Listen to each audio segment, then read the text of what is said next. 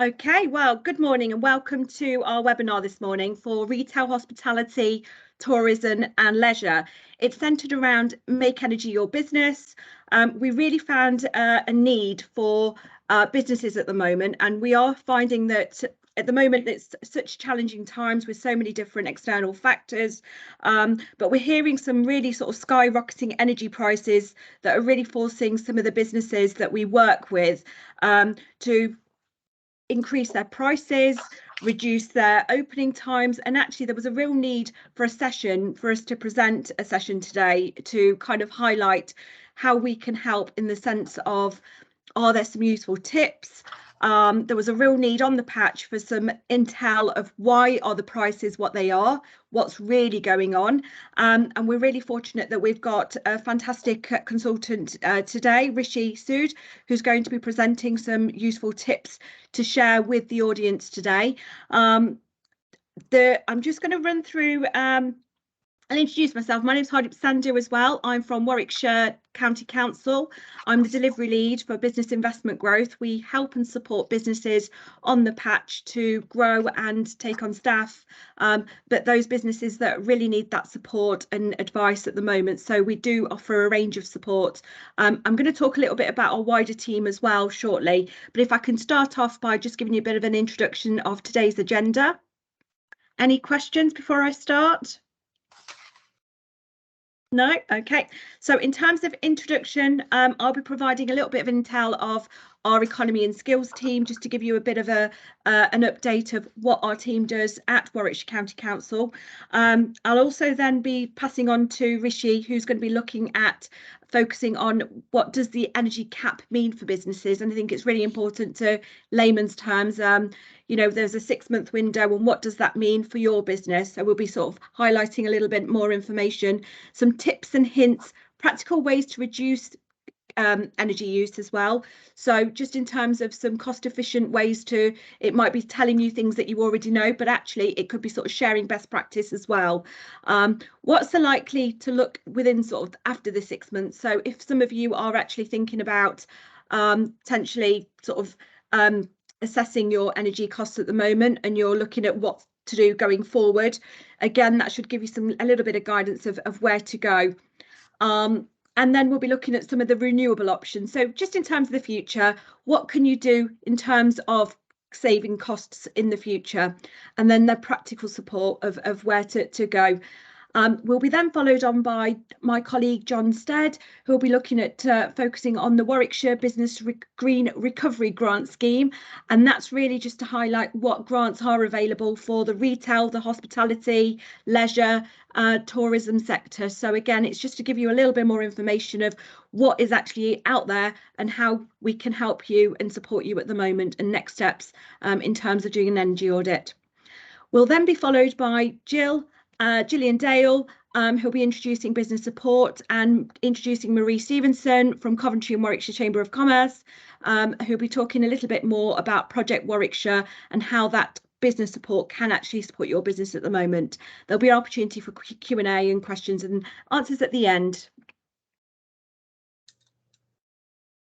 Okay, so I'm just going to introduce our team. So in terms of Warwickshire County Council, we have an economy and skills team, and we are really geared towards helping those businesses and supporting those at the moment, in terms of that we have 5 teams across the economy and skills.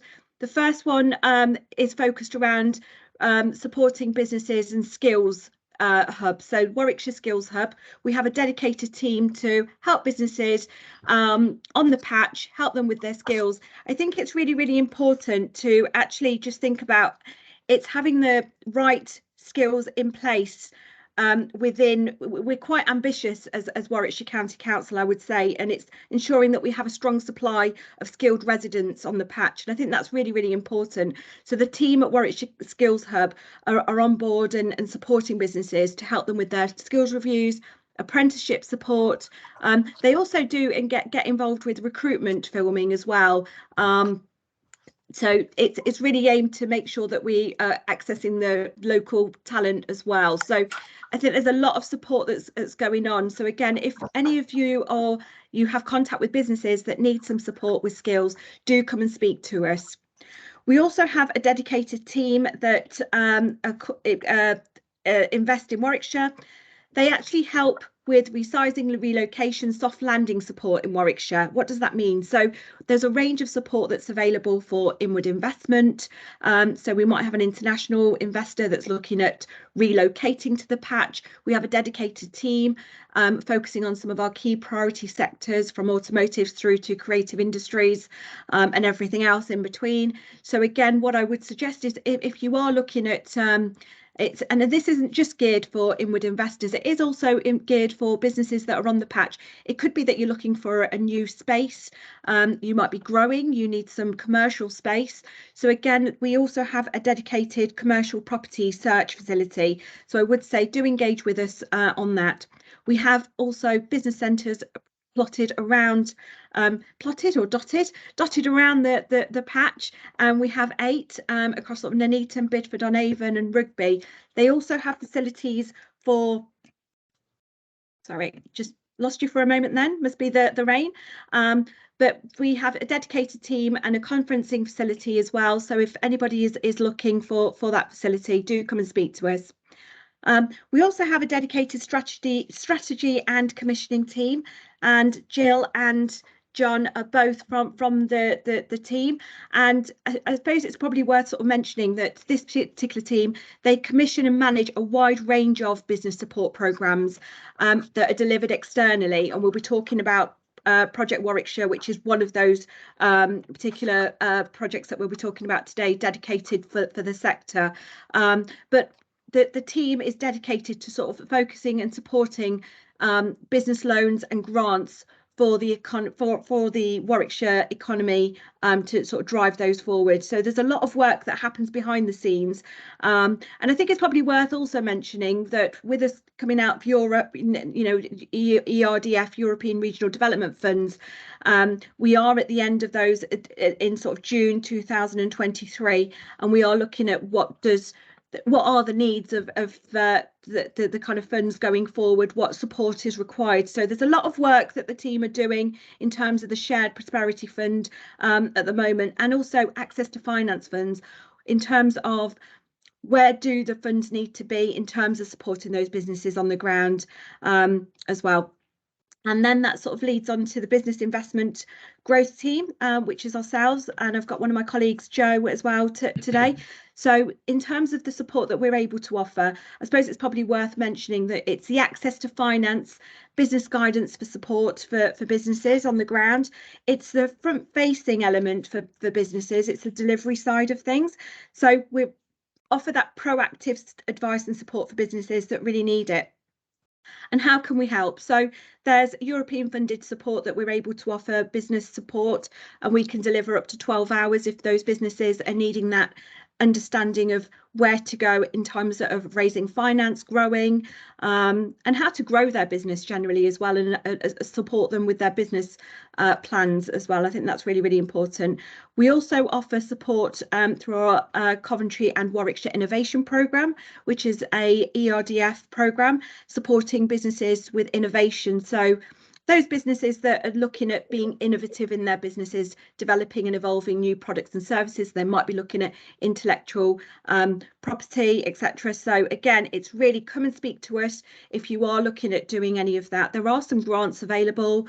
There are up to £100,000 worth of grants available for your business, and we can check your eligibility. I have a team member, Robert Dyer, who's on the ground working with Warwickshire businesses and some Coventry businesses as well. So again, I would urge you to come and speak to my team, and we can support you and give you the right guidance and support to kind of focus on that. We also recently are sort of delivering the Warwickshire Business Support Green recovery grants as well. So again, I'm not going to go too much into that, but again, John's going to be talking about that shortly. But I would again say, do come and speak to us. And in terms of the typical support that is available, I'm just going to run through some of the programmes so that you are aware. We have a startup programme which is delivered on behalf of Warwickshire County Council by Coventry and Warwickshire Chamber of Commerce. delivering startup support for those businesses that are less than 24 months old. So again, those businesses that are looking at starting, or they're already in their very sort of infancy sort of stage and in their early stages of 24 months. We also have a business ready programme, which is delivered by University of Warwick Science Park, focused around sort of the high tech businesses that are looking at growing. And again, it's helping those businesses to kind of manoeuvre around, where do I go from here? I might have an idea, but I don't know where to go from it. And again, it's really giving that sound advice. We have Project Warwickshire. Again, I'm not going to go too much into this because I might be stealing Marie's thunder later. But again, it's really to support this typical sector, and really sort of give you that hands-on support of how to kind of take that next step and make things happen. And I think that's really, really important. And then the business and investment team as well. And again, we've talked about that, and there's lots of funds that are available, which I'll touch on in my next slides. There's a range of support in terms of access to finance support. So in terms of Warwickshire County Council, I think it's worth noting the amount of small business loans that have been sort of provided since sort of 2015. I'm not going to go too much into the detail, but 2.55 million to small business loans. There's also 2.25 million in terms of small capital grants. We've also launched a new package, which is a new loan of £140 million debt finance, which I'll be touching on shortly. And also we've secured sort of further 1 million in small capital grants as well, which I'll be talking about again. But it's probably worth mentioning as well, the support doesn't stop there. There's a lot of recovery support that has taken place in terms of Adapt, Diversify. You may well have heard of some of these programs as well during COVID. So there's been a lot of support that has been provided through a range of support and hands-on. And again, it's really sort of evolved and helped businesses. And I think it's really worth sort of also sort of highlighting that we use this information and the businesses that we've supported to really react to the economy going forward. So it really shapes the programmes in the future. And I think that's really, really key and important, that with all the work that the strategy and commissioning team are doing, we are looking at what do we need to do from in the future, where are the needs, where do we need to kind of focus our attention on as well. And I think that's really, really important. So in terms of selective finance, so what is there in terms of what's available?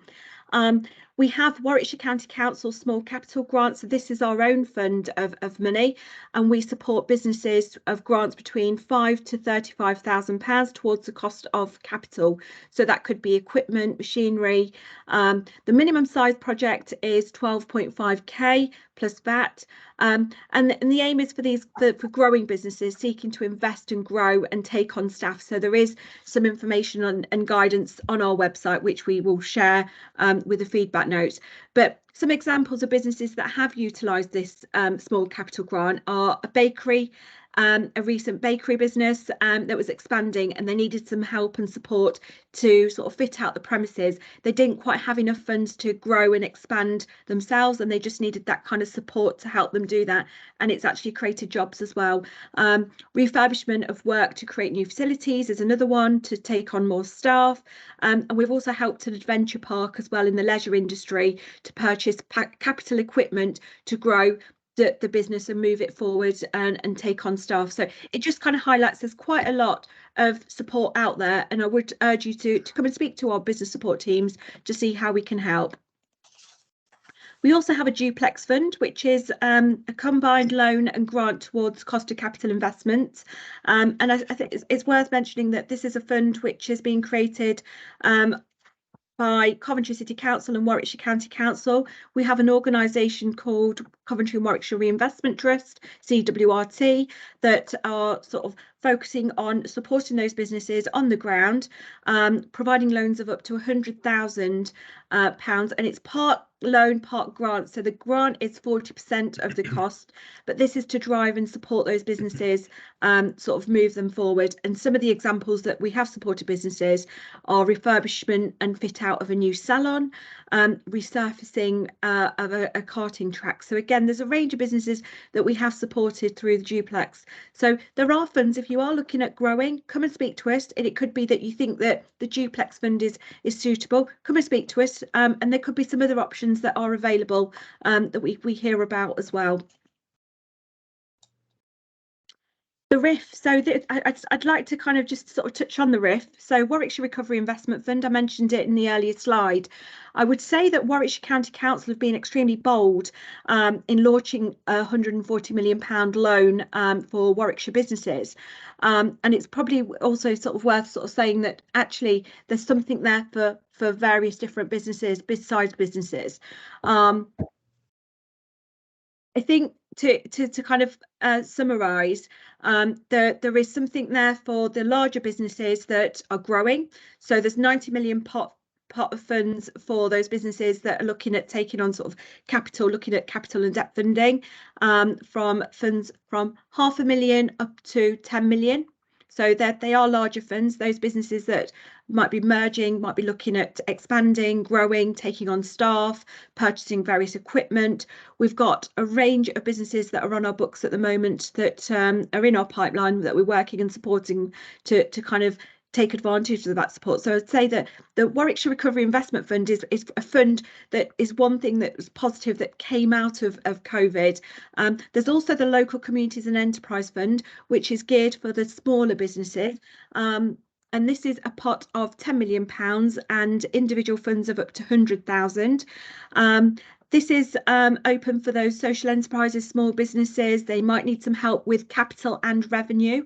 And again, do come and speak to us. That fund is being organised by Coventry and Warwickshire Reinvestment Trust, CWRT, and the business investment growth is actually being managed by ourselves at Warwickshire County Council. So again, do come and speak to us. There is a third fund, which is a £40 million pot, which is property and infrastructure, and this is really geared for supporting those smaller, so those units that really need that infrastructure in place. It could be helping property and developers, property agents that are looking at developing as well. Okay. And I suppose the Warwickshire Recovery and Investment Fund, how can it help you? Well, it's an opportunity of putting growth plans into place. The RIF, it offers competitive commercial loans from £1,000 up through to 10 million. And it's attracting a range of interest as well, like I mentioned, from various industries, from hospitality, retail and leisure. We've actually had about 3 businesses within that sector as well so far to date. And we are getting quite a lot of interest as well for some of the larger funds. This is a business that we've supported through the Warwickshire Recovery Investment Fund. It's a company called Forge Care, specialist therapeutic residential care facility that have erected 5 units to help children, traumatic children that have had trauma in their life from the ages of 6 to 18. And it's really had that positive benefit and supported businesses. And this business has now gone on to getting some further funding. So they used it as that stepping stone to secure some further funding. So again, different businesses have a need to use the funds for different things. And our contact details are there to, if you have any questions, I would urge you to come and speak to us. The slides will be shared at the end. So again, please do come and speak to us if there is anything that we can help you with. Any questions at this stage? No. Can't see any hands raising. I'm just going to hand you off over to Rishi from PSP. Thanks, Hardy. And good morning, everyone. I'm just going to share my screen and hopefully you'll be able to see it.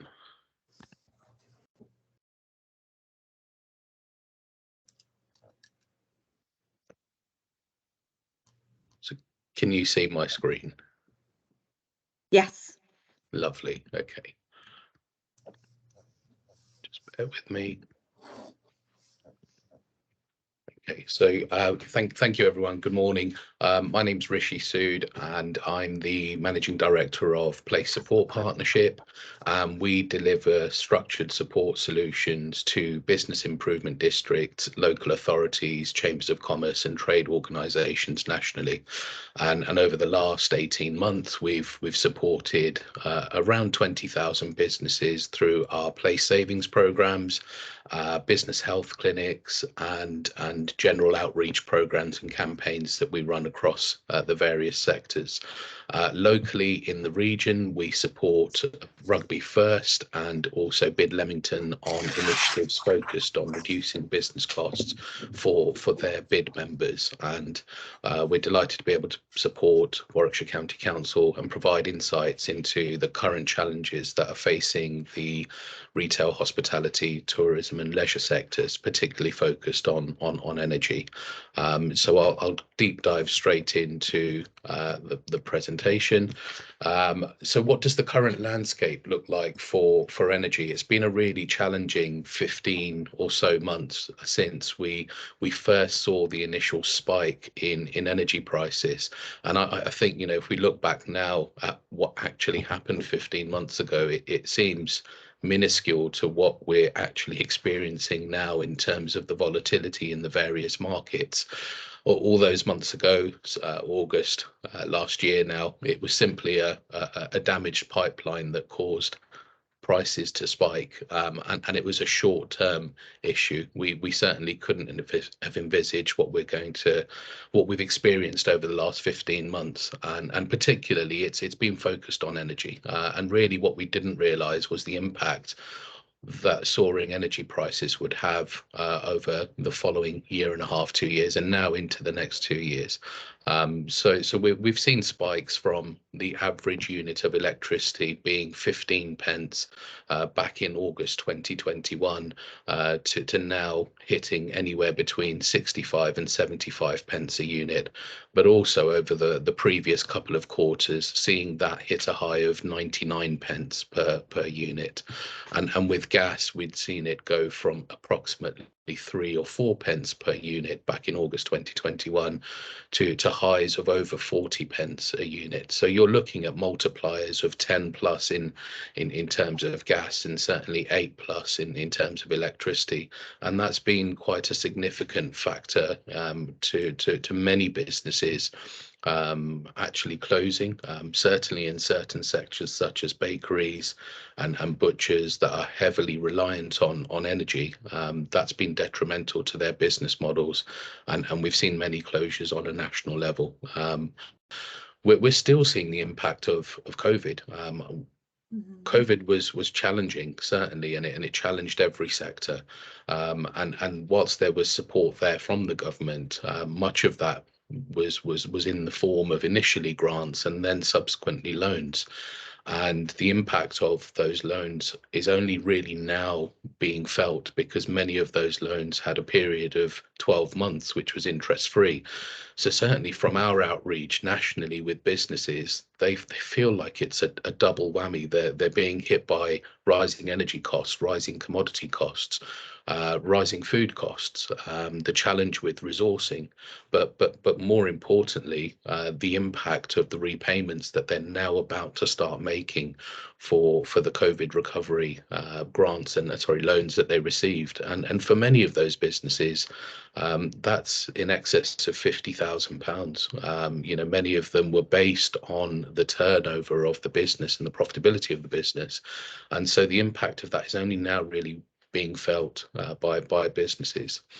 Going back to energy, I think it's been a really interesting journey. You know, we certainly saw an exit of the market of about 20 suppliers last year, and also throughout this year we've seen a number of household names such as Bulb and others that have fallen foul of the rising commodity prices, and that's impacted the ability of other suppliers to actually provide value as they've had to bear the cost of of the exit of these suppliers from the market. And what we're finding now, certainly, and we have over the last couple of quarters, is that a number of suppliers, whilst they continue to operate in the domestic markets, and they almost have to continue to operate in the domestic markets as it's a legal obligation to supply residential customers, they're actually pulling back from the commercial markets. It's just not viable for them anymore, given the volatility and given the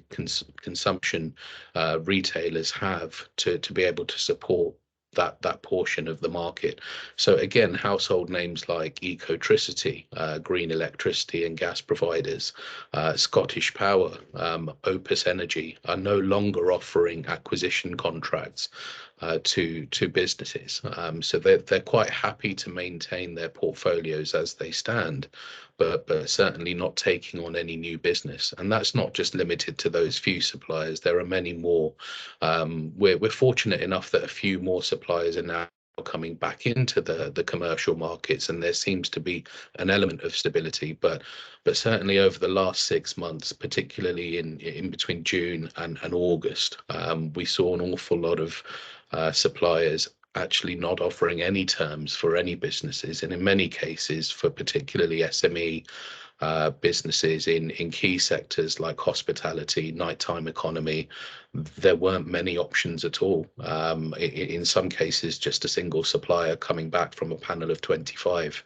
And that makes it extremely challenging to achieve a good deal, to achieve an efficient price on your contracts. But that's been the landscape with suppliers and the volatility that's been rife over the past 6 months. I think with rising energy prices, what also comes is risk, and that's what suppliers have been leaning on an awful lot, and risk in terms of the value of the contract that you're now trying to procure as a business. So previously, if you were a small independent business with an annual energy cost of circa £2,000 to £5,000 a year, in the current climate, that level of credit and risk associated with your business is now based on an energy cost of circa £20,000 a year. And so with many suppliers, we've seen a tightening of their portfolios, and an increase in their vetting procedures, and risk is certainly built into an awful lot of the contracts that we're currently seeing. I travel nationally. I work with businesses all over the country. I turn up into communities at 8 o'clock in the morning. I'm seeing the difference on our high streets, and I'm seeing that many more businesses are not opening their doors earlier. They're shutting earlier. In many cases, particularly with hospitality businesses, they're reducing their opening hours and the days that they trade upon. So we have restaurants, for example, that have gone from opening 7 days a week to 6 to 5 to now simply trading on the key business days for them, which are Thursday to Saturday. And part of that is due to resourcing. Certainly, they just don't have the skills and the staff available. But predominantly that's due to the rise in energy prices. It's now no longer cost efficient to remain open on those days, and it doesn't make their business viable. And so we've certainly seen a change and a shift in the way that businesses trade on our high streets. And I think we've also seen, as a consequence of that, the need for businesses to become that much more efficient. I think businesses have been on a journey over the last 15 months with energy, and it's been a staggered journey. We haven't quite seen the full impact of the rising energy prices, because every business's contract ends at a particular time, and for some that happen to have procured early, I wouldn't say with any future vision of what was coming, it just naturally fell that their contract ended at that particular time, pre the issues that we've faced. They've managed to secure terms which will see them through the next couple of years. But we have other businesses that have, you could say, fallen foul of the energy crisis, and have had to procure over the last 15 months midst a crisis, and are seeing those exponential rises. And so what we are seeing is the perfect storm, where some businesses are doing very well because they've weathered the storm, and others are not. And across the board, there is that now need for businesses to be that much more efficient, as the realization is here that high energy prices are certainly here to stay for the foreseeable. We have a number of suppliers leaving the market altogether, and I highlighted that Ecotricity and Scottish Power are no longer supplying commercial markets, but we've had others that have exited the market altogether. So Gazprom was a case of a supplier particularly well charted in the media that were forced to leave the market, but Gazprom had circa 1 million customers in commercial markets, and so that caused quite an issue. And they're not alone. There have been a host of suppliers that have decided to move on from supplying the UK markets just because it's not become viable for them, or indeed profitable. So what's it likely to look like beyond 6 months? I think there's been an awful lot of talk over the last couple of months around the energy bill relief scheme, and I'll touch on that shortly. And in a sense, there was some calm around the markets when that scheme was launched, but we have to look beyond the 6 months, because certainly it's clear that there won't be that level of support beyond March for us domestically, or indeed commercially, from the government. So where are the markets likely to be? There was a study by Cornwall Insights not long ago, and that touched on the fact that we're likely to see high energy prices for the next couple of years, and certainly their predictions were around the 2-year mark. And so whilst we're seeing an awful lot of short-term instability with prices as we enter the winter season, and the likelihood is that those high prices will remain for at least 6 months, I think there is a hope that there will be a reduction in energy prices, wholesale energy prices over the short term. Certainly the contracts that we're procuring at the moment between now and January, we are seeing unit rates of electricity around 65 to 75 pence per unit, and for gas we're seeing anywhere between 18 pence a unit and 24 pence a unit. And look, whilst those rates have come down circa 15 to 20% in the last 4 weeks, it is a false sense of security. And that's partly because China have been in a lockdown, a significant period of lockdown, and their usage of energy has reduced dramatically, and that's impacted supply and demand on global markets. And we've also had multiple tankers of liquefied natural gas, LNG, that have made their way to Europe to fill our tankers with gas across Europe and also in the UK. And again, we've had a seasonably soft winter so far.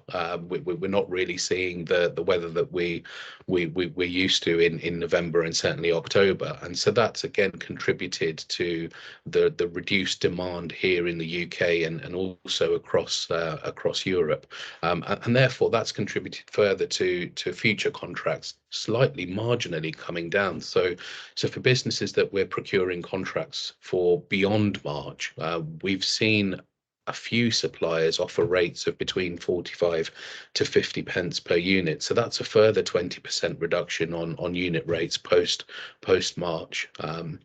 We expect that to be a short-term gain, and we certainly expect demand to double as we move and drive towards electrification of our heating systems and transportation systems, but also as soon as China open back up again and their economy is thriving once again and they're consuming, we expect wholesale demand once again to reach the levels that we've been accustomed to over the last quarter or so. And I'm aware that there's going to be some announcements today. I'm no clearer than anybody else really on what those announcements will be, but certainly the early indications are that there will be limited relief going forward on the energy bill relief scheme post March. So again, only time will tell what that relief will be. It's unlikely that the government will provide any indicators on what commercial relief may exist till at least January. So that's a few months before the relief bill scheme ends at the end of March, and we may get some indications in January. And if you sign up to our energy report that's launched monthly, we'll be able to give you some insights into what that may look like, and put it into layman terms as to what support may be available going forward. So what does the energy price cap mean to businesses? It was touted as a one-off solution, really, and it certainly didn't make it easy to understand, as it talked around wholesale costs of energy, and the relief is welcomed, and certainly has provided surety and reassurance to many businesses. So I'll touch briefly on what the relief actually is. So the energy bill relief scheme is applicable to all businesses that have taken a contract on or after the 1st of December 2021, and that includes businesses that are continuing to take contracts between now and the end of March. Please. If those contracts start any time between now and March, they will be eligible for the relief from the scheme. The relief is based on the wholesale rate of electricity and the wholesale rate of gas on the day that your contract has been procured, and that relief is up to a maximum of 34.5 pence for electricity and 6.1 pence per kilowatt for gas. And so, for example, if your average business procured a contract at, say, 80 pence a unit for electricity, which would have been the case for businesses looking at contracts in July and August, they will receive relief of 34.5 pence on the electricity contract, or 9.1 on the equivalent gas contract. And the cap will be automatically added to energy bills, and it's a process that suppliers have had to very quickly adapt their systems to, hence why there's been a delay in that relief being received by businesses. Whilst the relief scheme started on the 1st of October, it's only now mid-November and into late November that we will see that applied to commercial bills, and certainly we're seeing that now with some of our members that we support, that we are seeing the relief applied to their bills at the levels that have been mentioned, and it's an automatic process. So your current supplier, regardless of who they are, they will dictate and determine the level of relief that you're eligible for based on when you signed your contract and when that started, and that will then filter through onto your bills. And I'm aware that many suppliers have actually written to many of their customers to advise whether they are or aren't eligible for the relief scheme, and that process will continue as well. So it's been a learning curve for suppliers, certainly, as they've had to adapt their systems, but that process is underway. I should mention it's available to every business, regardless of sector, regardless of size, based in the UK, and it's on all types of tariffs. So whether you're on a default tariff, a variable tariff, or indeed a fixed term contract, that there is this kind of desire for businesses to remain on variable tariffs, and we're seeing it nationally with businesses that we support on the ground, where we're understanding that they feel that being on a variable tariff is maybe the best option right now in a period of volatility. It certainly isn't, and whilst the relief does exist and will bring the variable tariff down to an acceptable level, we're seeing the converse with suppliers now increasing their variable tariff. So I visited a business yesterday, and they're on a variable tariff of £1.35 per unit. And the mindset was, but we get relief on that, and they hadn't done the calculations for what that relief actually meant. And so when we went in and enabled them to understand that even with the relief, you're still paying £1 a unit, and a current contract for 12 months on a fix is 58 pence. we'd be saving you, and that the calculation was very simple for us. We were going to save that business £8,500 a year, and so that's the equivalent of £700 per month for that business to reinvest in their business, or to offset the rising energy prices or rising cost of doing business. And so a lot of the work that we're undertaking at the moment with businesses is to educate them on what the price cap actually means. It's not an unlimited price cap. It doesn't mean that you're going to pay 30 or 40p on a variable tariff, and variable tariffs have gone up significantly. So for that business, for example, their standing charge was £5 a day, and on a contract it would have been 40 pence a day. And so that's a huge difference, even if you don't consume energy, and actually reviewing your standing charges. And I should note that the price cap doesn't apply to standing charges. And again, that's where suppliers have found a loophole to enable them to generate a strong level of revenue by increasing those standing charges. And certainly over the last 12 months, we've seen a creeping kind of increase in standing charges from the average of 20 or 30 pence for a daily standing charge to upwards of 50, 60, 70 pence for general businesses on our high streets. So what can you do to really combat the rising energy prices? We've talked about the relief scheme, and whilst that's a short-term measure, it will come to a natural end. You know, you're an average business. You're now in an expensive energy contract that's costing you 4 or 5 times more than it was maybe 12 months ago. And for certainly some businesses that I engage with, you know, the feedback coming back is that's just not sustainable. And so for certain sectors like hospitality and retail, leisure and tourism, the need for energy is critical. You know, it's the staple product that enables them to generate an income and produce. And so one of the key measures that you can do is carry out an internal energy audit. And I know that the Green Recovery Grant Scheme provides a free energy audit, and there'll be more information on that on a local level, what's available across Warwickshire. But certainly as an individual, you can conduct your own internal green energy audit, and that's just a visual assessment of your infrastructure. What do you have at the moment, and what could you replace it with? Again, I'll draw on an example of a business I went into yesterday that was complaining about their rising bill, and I very quickly counted the fluorescent light bulbs within their premises and said, you're using 18 tubes at 70 watts each. The equivalent LED is about 20 watts. And so very quickly could identify that they could save about 2/3 of their energy bill on simply changing their lighting infrastructure within their property. And that has additional benefits as well, because with LED you get longevity on the bills. You don't have to replace them as often, but it also improves the lighting within your business premises, and so therefore can be slightly more attractive to your customers. And that's a very short measure that you can take that can deliver significant value and benefit for your business, whilst also saving energy and reducing your carbon footprint. And so there are many reasons why you would look to do that. And over the last few years, it's certainly become more economical to go out and procure LED lighting. It's available through high street retailers. It's available through your electrical outfitters, who can also manage the process for you in terms of fitting.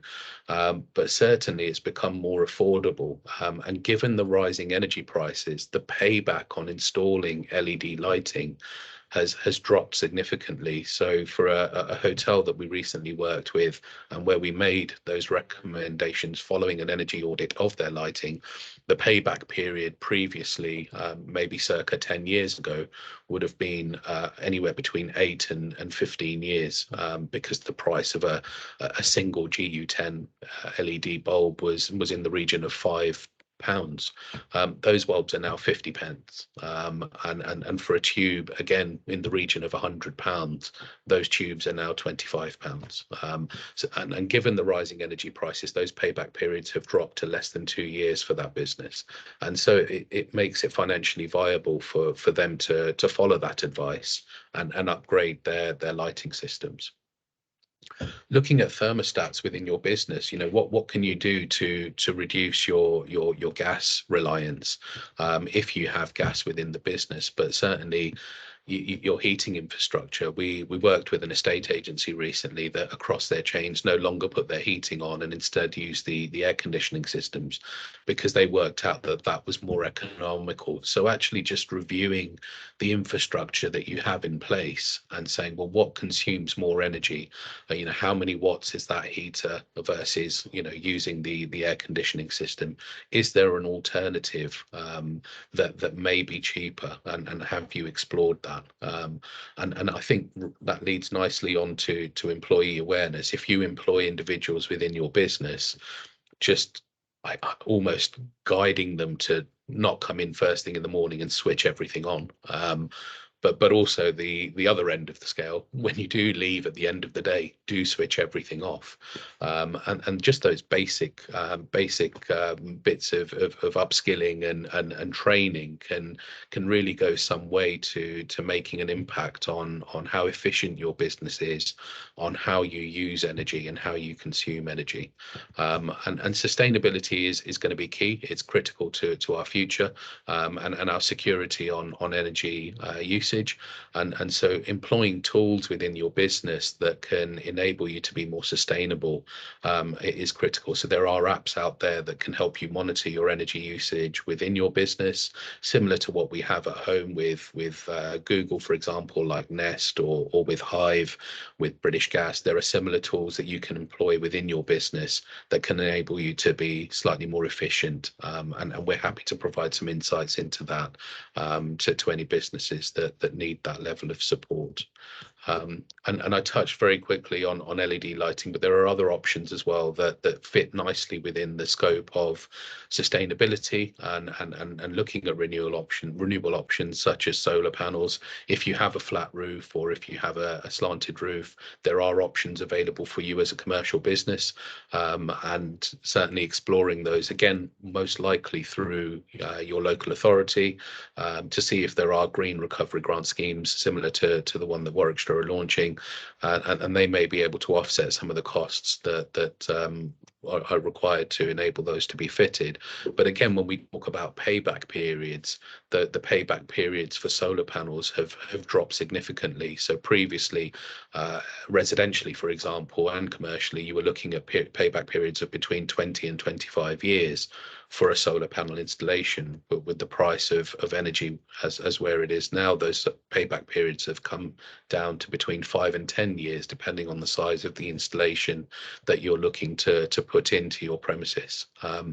Heat pumps, there's been a lot of talk recently about heat pumps and how they can benefit your business and almost wean you away from gas and move you towards a slightly more sustainable solution. And again, it depends on the size of your property, the design of your property, and if it's feasible to be able to put a heat pump on the external face of your property. So again, carrying out an initial energy audit, having an expert visit the site and do an assessment will identify whether that's a solution that is feasible for you.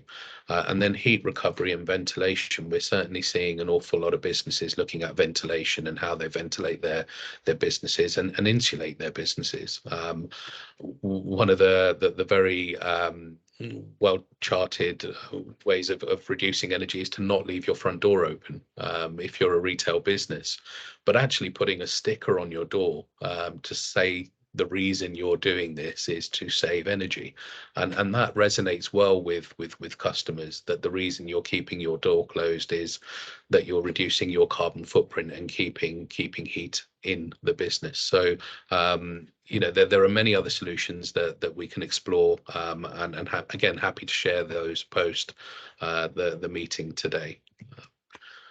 So reviewing your bills, we've looked at solutions that you can implement into your business, and what may make you more sustainable in the future. But the here and now is that you need to review your bills, your current position, and identify your contract end date. That's pretty critical. Many businesses that we engage don't actually know when their contracts end or when their contracts started. Many just see the direct debit coming out of their account each month, and certainly for a few that we've been into, they've recently said, well, my direct debit's tripled and I don't know why. And the first thing we ask is, have you got a copy of a bill? And let's read the bill, because the bill is that critical bit of information that gives you an insight into what level of usage you have within your organization, what the current rates are that you're being committed to. And for many suppliers, it's a legal obligation for them to put your contract end date on each and every bill that they send you. And certainly for some businesses, we find that they're not in contracts, that they've moved on to these variable tariffs without their knowledge and are now paying 2 or 3 times more than they absolutely need to. But in other cases, we come across businesses that actually are in contracts but don't have smart meters installed in their property, and those businesses are being inaccurately billed. They're receiving estimated bills, and the estimation is based on what the supplier believes you're using. And really that's very much just a guess. So it's not an estimate, it's a guesstimate by the supplier, and the variation in that can be quite significant. So in some cases we see clawbacks from suppliers, and that's where a business then provides a meter reading to the supplier, and they then provide an actual bill, and the actual bill determines whether you owe the supplier money or whether they owe you. And certainly if they owe you money, it's certainly better in your bank being reinvested in your business than it is in theirs. But the challenge can be when you owe them for usage that you weren't aware of. So that always happens at the end of a contract. So you will receive a very large bill at the end of your contract if you've been on estimated billing for the period of the contract. For some businesses, that's been quite challenging. In one case, we had a business that had a clawback of just under £11,000, as over a 2-year period their usage had been estimated. They'd never queried it. They then wanted to switch to another provider for a better deal, for a better tariff. And then were landed with an £11,000 bill, and they weren't allowed to leave until they'd cleared that, which they didn't have the facility to do, and therefore were committed to the rates that supplier was charging, which inevitably were about 30% more. So they lost the opportunity to actually achieve a better deal by not being on top of their billing and not being aware of what they were being billed for. The calculations to actually work out how much you're being charged are very straightforward. It's a standing charge and a unit rate on each bill. In some cases, it's multiple unit rates depending on the type of meter you have. So it's either going to be a single tariff or a dual or a triple tariff meter, broken down into day, evening and weekend, and there are many calculators out there on various websites, and again happy to give anyone direction should they need to, or if you wish to send us your bill, we're happy to do the calculations for you and advise you whether you are being estimated or not, and identifying when your contract end dates are. So happy to help in those instances. Checking energy rates. So I think, one of the critical things is sometimes you don't know what you're paying for, and you're going on the advice of a supplier. A supplier is ultimately a producer of energy, but then a supplier has a retail arm that sells energy, and so they employ salespeople to sell you energy contracts, much like a broker. A broker will go out to market across a range of suppliers and pull together offers for you and demonstrate what may be offering best value. But really understanding your contracts in the first instance before you approach a supplier or before you approach a broker is always best. And it's important to go out to a range of suppliers. Time and time again, we come across businesses that say, well, I've always been with a particular supplier, British Gas. I've been with them for 20 years. That's great, but suppliers hedge energy years in advance. Sometimes they do a great job at it.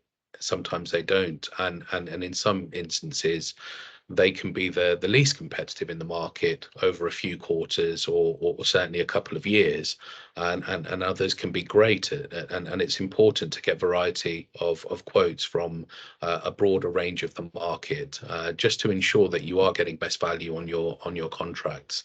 There are also a range of contracts that are available. So we have fixed term contracts that are anywhere between 1 and 3 years at the moment. And we have flexible contracts that exist for slightly larger businesses. Certainly those in manufacturing are used to obtaining flexible contracts that give you the flexibility to change the contract on a monthly, on a daily, and a quarterly basis. So making sure that you've got the most optimum type of contract for your business is important, and also the most optimum type of meter for your business. You know, if you consume an awful lot of energy at night and in the weekend, and you've got a standard meter that charges you the same rate of energy throughout the day, throughout the evening, and throughout the weekend, that's probably not the right type of meter for your business. And having a 3-phase meter that charges you a day tariff, an evening tariff, and then a weekend tariff may be slightly better for your business, because those evening tariffs and weekend tariffs are that much cheaper. And so you could reduce your overall energy cost by switching meters, certainly requesting a switch to a meter that's slightly more suitable for your business. So are there other charges for you over and above the standing charge and the unit rate that are on your bill? Depending on the type of meter that you have. If you have what's known as a half-hourly meter, that's a meter that consumes energy per half hour and bills you per half hour for your usage. Those kind of meters have pass-through charges, and those pass-through charges include capacity charges, so the amount of energy that meter can hold, and they charge you per kVA, kilovoltage ampere, and those charges are variable and are set by suppliers. And if you have a half-hourly meter, you'll also need a meter operator contract as well, and that's an independent contract that is procured by you direct to manage the maintenance of that contract and the supply of that meter. What we find with capacity charges is sometimes they're set very, very high. And unnecessarily high. So we recently worked with a community interest company in Norfolk, who sent us a copy of a bill, and they were in a contract and the rates looked fantastic. Absolutely nothing we could do there to support them until we read the capacity charge, which was set at 200. And knowing the type of business that they were and the kind of usage that they had, we felt that was quite high. And we requested that they approach the current supplier and get a detail of the amount of energy that they were using through that meter, what was the peak, and what was the trough of usage. And it turned out that they were only using about 1/10 of the actual capacity of that meter. And so we requested a change of the capacity of that meter, and that saved them £2,500 simply on capacity charges. So over and above your standing charge and energy contract charges for unit rates, if you do have a half-hourly meter, certainly looking at the capacity of that, seeing if anything's changed within your business. You know, are you using less energy? Are you using less equipment? And has that impacted your capacity charge? That could be a very quick win to make some initial savings. And for that business, that was in the region of £200 a month. And we've actually started the process with the Energy Ombudsman of getting a clawback for them for 2 years of capacity charges. Over and above capacity charges, there are additional taxes that you will see on your bill. That's VAT, which is set at 5%, and climate change levies. I believe there may be some change to climate change levies in the future, but that's not been made clear just yet. But certainly there are additional fees that all businesses pay, mandatory fees such as VAT and climate change levies on your bills. And so a bit of background on Place Support Partnership. We launched in March 2021, and we provide assistance and operational implementation on projects across the country, currently commissioned by just over 60 bids now actually, and 10 local authorities, and certainly in the last 12 months we've saved in the region of about £8 million for predominantly micro SME businesses, focusing on reviewing costs, providing advice, guidance and support to enable you to be more sustainable as a business, but more importantly to survive. It's a challenging climate to do business in at the moment. I'm a big believer in survivability first before sustainability, and sustainability will come, but you need to be here to be sustainable. And certainly our mission is all about enabling businesses to remain viable on our high streets, particularly independent businesses on our high streets. They're the lifeblood of our high streets. So that's a little about what we do. How can we support you? We're here to provide as much guidance and support as is needed. We're a team of trusted experts and solution builders on providing support around procurement of electricity, gas, telecoms, so fixed line, mobile and broadband communications, merchant services, so how you transact with your customers both in a physical capacity and online, water, carrying out water audits which also fit within the sustainability and agenda in terms of reducing your water consumption, and also insurance, pest control, stationery and other areas of spend that may be deemed relevant for your business. But everything we do is built around trust. So we provide support through local authorities and bids who trust us to work with their members and to work with businesses through the outreach programs on the ground, coming into communities and providing that much needed support. And that concludes really my presentation on energy. Hopefully you found it useful. Do get in touch with us on our socials, and also get in touch with me directly. I'm sure Hardeep can share my details, but happy to take any questions. Are there any questions at this stage?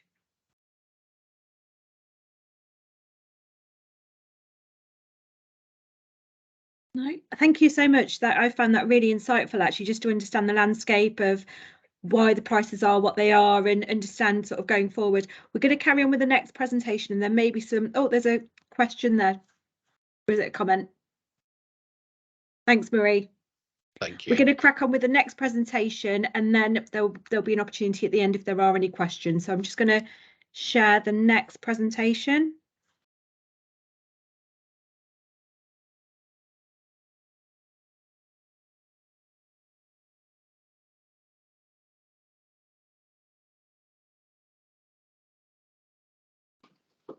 Over to you, John. Thanks, Hardeep. Yes, good morning, everyone. My name is John Stead. I'm a Business Growth and Support Programme Manager here at Warwickshire County Council. And I'm here today to give a overview of a recent grant scheme that we've launched. If I can get you to skip to the next slide, please. So we were pleased to launch a new £300,000 grant scheme that is targeting decarbonising businesses in Warwickshire. It's also part of our recovery scheme. As Rishi said, businesses are still feeling the economic effects of COVID. And then when you mix in the cost of living and the energy crisis, it's a bit bleak. So we've used some of the COVID recovery funds to launch this. It's targeted at small and micro-sized businesses in the Warwickshire region, and it's granted between £1,000 and £20,000 at a 40% intervention rate. And for those that don't work with grants day in and day out, an intervention rate is essentially the money that we will pay towards the project. So as an example, the minimum grant, £1,000, that would need to be towards a project of £2,500 total. The bottom point there, you'll see it's also targeted at business to consumer businesses, and we're defining that as 50% minimum business to consumer businesses. that can be discussed with one of the business advisors if you're not totally sure. They'll be able to advise you on that. Sort of to provide you with some examples of what the capital grant can be used for, we're looking at, and these are things that actually Rishi did identify in his slides. So you're looking at lighting, ventilation, refrigeration, renewable technologies, heating, recycling and waste. These can be identified in the energy audit, which I'll come to in just a second, which is delivered by Coventry City Council. Yeah, you can go to the next slide now, please, Hardy. And I will hand over to Bernie, who I hope is here. I can't see everybody that's here, to talk about the energy audit process a little bit more in detail. Thanks, John. Yeah, so we carry out energy audits on behalf of Warwickshire Council. We come out to your business premises and have a good look around at things like lighting and heating, etc. We ask you some fairly simple questions about the business, working hours, number of staff that are based there, if you know things like the age of the building, but it doesn't matter if you don't, just things like that we ask to build a picture of the premises and its insulation properties, etc. We look at your energy bills. If you have got 12 months worth, that's ideal. If you haven't, even if you've just got a few available, we can extrapolate from that to estimate a year's worth of energy consumption. And we can carry out the billing analysis that Rishi referred to as part of this process as well. And the key part of the audit is that we can help you identify areas for energy efficiency improvement, but also to target that so you can focus your efforts to the bits that the measures that can make the biggest difference to your business. So whether you're looking to help your bottom line, you've got carbon targets to meet, or just want your staff to be more comfortable for the heating to work better, we can help you through the energy audit to prioritise where you want to fit those measures. And on top of the normal stuff that we look at, we can also assess things like machinery, so things like air compressors. If you've got any kind of equipment that's using a lot of energy, we can assess alternatives that could reduce energy in that sense as well, or kit that can be fitted to existing equipment that can reduce energy. And from all of that assessment, we produce an energy audit report, which has all the information about your current energy baseline and the recommendations to improve. There's no obligation to follow those recommendations. They're just suggestions that could help you save money. And as I say, it helps you then target your match funding in terms of the investment to where to prioritise. And then your business advisor through Warwickshire Council will offer support and advice throughout the process. So they'll take you through the grant application process if you then want to progress to grant. Next slide, please, Andy. So the key benefits, just one example, the Carbon Trust estimate that there's this 10% energy saving just from basic energy management actions. So things that Rishi referred to, like setting your timers correctly, turning your lighting off, not wasting energy, just really simple action. So on top of the measures where you might want to invest money in, there's also some simple actions that you can take, and we put that in the report as well. In terms of payback periods, we put payback periods in the report with and without funding, so you can see what you might want to prioritise in the short, medium and long term and what you want to apply for funding. For solar PV with the higher energy costs that were referred to earlier, we're seeing payback periods of about 2 years. So it really makes sense to do that at the moment if you can afford to do so, regardless of whether you can get funding for it or not. It just absolutely makes sense to do. And then in some cases, less than a year for lighting. So again, what we say to businesses is even if you did nothing else, if you wanted just one measure to focus on and it's relevant to your business, then lighting would be the one to focus on. Relatively low cost, quite good carbon savings and a big impact to your energy bill. So as I say, it helps to focus the project in terms of what your priorities are. It can identify any energy wastage. So on top of measures you might want to implement to add to your building, it's also identifying anything that is being wasted, and then help to reduce that as well. So additional energy saving cost reduction. And also, depending on where you sit in the business, it can help you build an internal case. So if you're trying to talk to your stakeholders, to your CEO, get staff on board, having that black and white information in front of you from a third party just helps to build that case internally as well. So lastly, we also have a Green Business Network and podcast. So the Green Business Programme has a network of over 2,250 members, and that helps people to come together to share ideas and to network. It's free to join and open to anyone to be part of that. There's also a monthly e-newsletter that gets sent out, so information about energy saving, but also things like funding updates and what have you in there. So really useful to join that network. And we also produce a monthly podcast where we go into more detail around specific topics. So some of them are listed there that we've talked about in the past. And that tends to have a specialist talking about the measuring more details, but also for businesses talking from their own first-hand account of how they've experienced some of these technologies and what have you. So it's really interesting to see from a business point of view and a specialist point of view if you've got a particular interest in a particular topic. Thank you. Thank you, Bernie. So I thought it was important to sort of go over the process that a business would face when applying for this grant fund, as there's obviously a couple of moving parts. So initially, we advise all businesses to go through our website where there's an online expression of interest form to be filled in. That then gets filtered down to our business advisors that do the initial eligibility checks.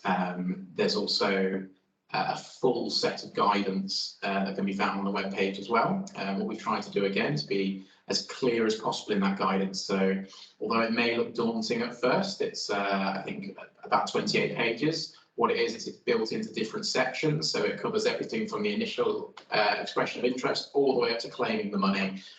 So it's a document I would recommend reading, but possibly not all in one go.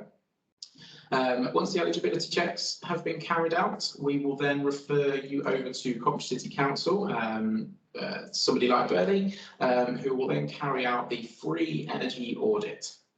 Once that's been conducted and the support provided, presented with the audit, this can then be used as the base of an application for the Warwickshire Green Recovery Grant. So you will then be sort of referred back to one of our advisors who are on hand to help with the application process. If required, you will fill in the application, which we have certainly tried to make as straightforward as possible. It's then supplied with supporting documents, which can all be seen in the guidance, back into the advisor. They will then send it through to the program management team. It will get assessed, and the document is essentially a pass-fail document. So if it's as long as all supporting documents have been supplied and that no boxes are missing from the application, it should be a pass. We will then issue you with a decision. If it's a pass and approval, we will then issue you with a grant agreement that outlines all of the legal expectations behind the grant. There should be no surprises. It's everything that's basically covered in the application. However, we do recommend that you read the agreement before signing. You will then go away and purchase the capital items as listed in the grant agreement. Once the purchase has been made and you've got the evidence behind the purchases, you can then make the claim for the funding to Warwickshire County Council, of the details of which will be on the bottom of the grant agreement as to where to send the details through. We will hold an inception meeting with you between issuing you the grant agreement and you purchasing the items. What this does is it gives you a full understanding of how you claim the items and an understanding of the documents we send you to claim the items. Again, we've tried to make it as straightforward as possible, and we'll hopefully explain it well enough that you don't need further assistance, but happy to provide it if needed. Once you've submitted your claim, we will make payment within 30 days, the claim will be well. We anticipate either a 1 or 2 claim process depending on the size of the project, and that is it. We will possibly be in touch, or probably be in touch I should say, to work on any case studies after grants have been paid in full, and they will be posted both on the Warwickshire website. Coventry Main used to use them, and within Warwickshire Means Business, as well as sending them to our strategic partners for circulation. So that is it as part of the process. I'm more than happy to answer any questions now or at a later date if anybody has any. I believe the next slide is the contact information. So I will just point out that the contact information is pointing to Hardy and Hardy's team, who will be on hand to answer any questions. and they can, if it's more sort of program management, they'll happily reach out to me and I can answer them. Thank you very much. Thank you very much, John. That was really helpful. And I think for us, just to kind of highlight as well, the process is as smooth as it can be. A business advisor walks and talks you through the process. So again, we would urge you to come and speak to us. And if you know of any businesses that are interested, do come and speak to us. Are there any questions while I'm getting the next slide prepared? No? Just whilst you are, just to briefly mention, as I'm aware that there are some partners here that may have businesses in mind. If you do, then as I said, there's full guidance on the webpage, which includes a full list of the eligible SIT codes that is basically what sector they're classed as on Companies House. Any issues or questions with this, by all means, reach out to Hardy or myself. We'll be able to help out, but we have tried to include absolutely everything on the website that should show whether a business is eligible or not. Thanks. Thank you very much, John. That leads really nicely on to the next slide, which is presented by Gillian Dale on Project Warwickshire. Thank you, Hardy. So this Project Warwickshire is business support, so we're sort of slightly independent of the grant process. We provide business support. I'll talk you through on the next slide how it came to be. Tourism, leisure and hospitality is one of the key sectors for Warwickshire. During the COVID support, in the middle of COVID, we ran a pilot scheme to provide immediate short-term support for the businesses to try and get through COVID, to help them during the initial first lockdowns. It was very successful, and from this, Project Warwickshire was developed. So we presented business cases and we were funded internally. So Warwickshire County Council funded this, and then we applied to uplift it within the current ERDF programme that we have. It's currently funding till March 2024. So in next slide, details that. We put it out to tender and said who wants to deliver this programme, and Coventry and Warwickshire Chamber of Commerce, working with Shakespeare's England and North Warwickshire Tourism Board, were successful in winning the contract, which is where I hand over to Marie.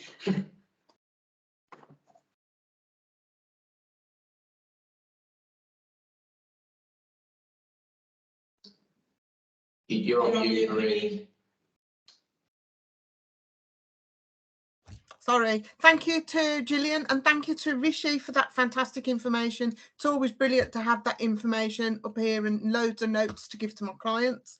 And John and Bernie as well. I've sent all those details, linked to your website, all the information to all my clients as well, encouraging them to check it out. Okay, so the programme that I work on is called, next slide please, Project Warwickshire Tourism, Leisure and Hospitality. My name's Marie Stevenson. I work in a small team. We're all experienced business advisors, and we all work with these businesses ongoing until 2024. Next slide, please.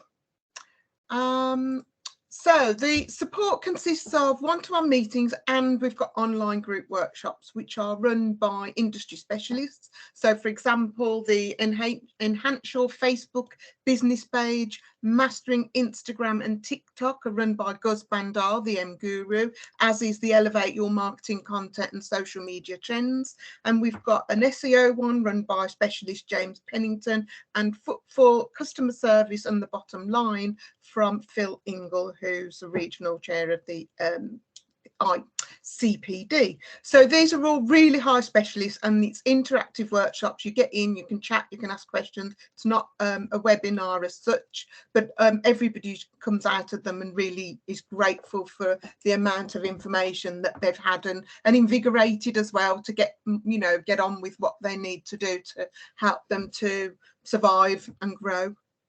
Next slide, please.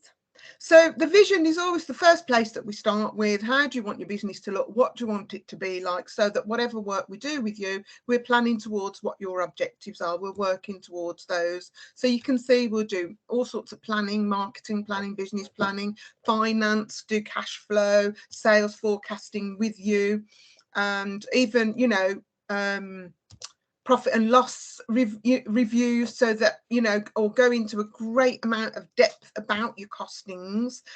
And due to all the issues that have previously been mentioned, this is quite important for most of our clients. We also signpost to relevant organisations such as these things that are on here today, and CWRT, the council, those kind of things. But mainly they're one-to-one support. It's your ideas are discussed in confidence, and we try and help you in any way we can, both strategic and practical. Next slide, please. So these are the type of people we've helped. Distilleries and wineries, always top of the list. The Camel Dairy, bookshop and cafe, ice cream parlour, lots of cafes, restaurants, pubs and hotels. And then tourism business such as minibuses, guided tours, and of course accommodation, including glamping and camping. And with these people, sorry, can we just go back and say, with these people, what we do is whatever they need. So if they say, you know, we need to improve our efficiency and our processes so that we can employ somebody to take over some work so that we can carry on and do more of the tours or more of the, you know, the management for things like that, or we help them to do in-depth marketing, target marketing exercises, which can help them to produce content for their website, social media, blogs, all that kind of thing, and basically add variety to their marketing plan or help them to become more profitable. That's a really main goal for a lot of people at the moment. Next slide, please. So these are some of the things that we get told. Oh, it helps me to focus. It's great to have someone to bounce ideas off, help me out of a rut and things like that. And just so you know, the sessions are usually, we get about 4 sessions plus a workshop in the 12 hours. And the sessions usually last around 2 hours. They can be a little bit shorter or can be quite longer. And it really depends on what you're trying to achieve. But they're all in person or online, and they're all based on what you're looking to achieve. So it's totally bespoke. We don't have, you know, pre-planned sessions or anything like that. We just try to help wherever we can. And that's it really. But if you've got any questions, if we're running out of time, I have quite gone through this quite quickly because I can see the time. Please get in touch with me. You can get in touch with me on LinkedIn or on any of our social media handles there. You know, if you want to take a picture of those and get in touch, I'm happy to have a chat with anybody in the first instance, just to talk about what you're looking to achieve and tell you if there's anything or how we can work with you on your team for you know, 2 or 3 month period while you're on the support. Thank you very much.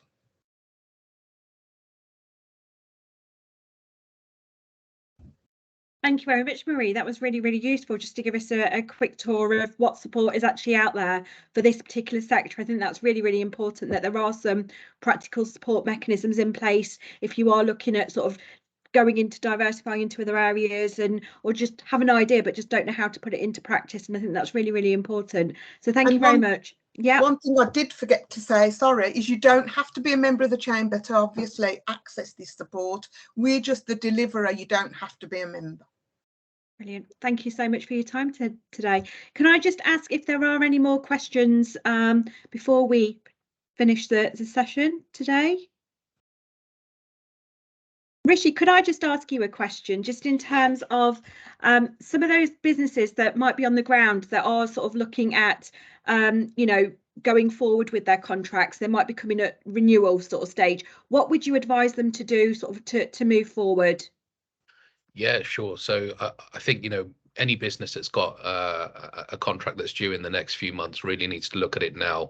As I touched on, that China is still under lockdown conditions. They're not consuming globally as much as they should or would. And therefore, we have this artificial kind of reduced rate that's available in the region of the high 50s and early 60s. You know, if we just retract 4 weeks, we were looking at late 60s and early 70s. So there are circa 10 to 15% of savings, and it's hard to call them savings when the prices are so high, available at the moment to enable you to just get a reasonable deal on your energy costs. Anyone that's in a contract that's expiring March, April, May, it's a false hope that we will get any further support right now. So again, you really need to get ahead of the curve and just get a sense check of what your energy costs may look like going forward. And certainly the advice we've been giving over the last few weeks has been just have a proposal put together so you can budget effectively for the year ahead. And so many businesses have always left it to the month before, or 2 months before, or certainly a week before. We're still seeing that now, even though their consumption of energy is significant and their budgets for energy usage are tripling. So why would you leave it to the last minute? We don't do it at home. Why would you do it in your business? And so, yeah, my advice would be to get on it early. Use a partner. If you don't want to use us, use somebody else. But go and get advice. Seek advice from a reliable, trusted source. And look, sometimes that's not always your energy provider. And that would be my word of warning: is that they are a sales company. They exist to make a profit. Some of them very healthy profits. So go to a trusted source. Go to multiple sources. Use several brokers. Don't just go with the one that you've always gone with, because it's a tough climate out there, and advice is critical. So lean on what's available to you, whether that's through the county council, your local council. If you're in a business improvement district, explore the options available through your bid. But just go to a trusted, reliable source with vetted partners and get some advice. Thank you very much. Is there any other questions before we bring the session to a close? I can't see anything else in the chat that's come up. So I'd just like to say thank you very much to all the speakers today. It's been really useful for me to understand a little bit more, and some of those useful tips as well for businesses on the ground as well. And I think that's really important. I think with the businesses at the moment, they have had quite challenging times to kind of recover over the pandemic, and sort of rebuild their businesses. And actually the challenges facing businesses are even coming from all different directions at the moment. And I think if some of these practical examples and support is available for businesses, we certainly can help the businesses through that. So again, I would urge all businesses to come and speak to Warwickshire County Council and see how we can help you to support you to move your businesses forward. Thank you very much for everybody's time, and I bring the session to a close. Thank you. Thank you.